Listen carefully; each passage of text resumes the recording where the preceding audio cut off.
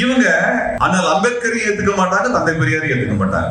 அண்ணல் அம்பேத்கரை அவருடைய சனாதன எதிர்ப்பு சிந்தனையிலிருந்து இந்திய அரசை எப்படி கையாள வேண்டும் என்று நாம் கற்றுக்கொள்கிறோம். இந்திய சமூகத்தை எப்படி புரிஞ்சுக்கணும் கற்றுக்கொள்கிறோம். இந்தியாவுக்குள்ளாக ஜாதி எப்படி இயங்குகிறது, அதுல இருந்து எப்படி விடுதலை பெறுவது என்று கற்றுக்கொள்கிறோம். தமிழ்நாட்டில் பெருந்திரளான மக்கள் அண்ணல் அம்பேத்கர் அவர்களை தலைவராக ஏற்றுக்கொண்டிருக்கிறார்கள். அப்படியான மக்களை நிராகரித்து விட்டு எப்படி தமிழ் தேசம் கட்ட முடியும்? மணியரசன் பார்த்து கேட்க விரும்புறேன். கேட்டா அவர் என்ன சொல்லுவாங்கன்னா, அண்ணல் அம்பேத்கர் அவர்கள் இதெல்லாம் எங்களுக்கு விமர்சனம் இருக்கிறது என்று பேசுறாங்க.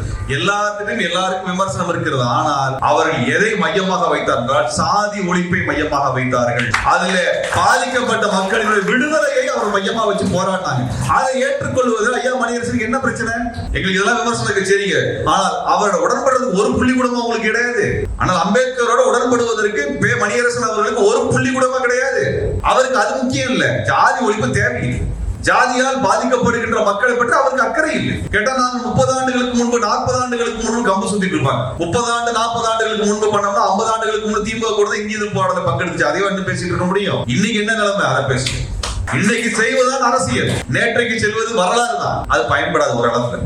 இலக்கியத்தால் ஒன்றுபட்டு உன்னை போன்ற மக்களே வரலாற்றை படைப்பார்கள்.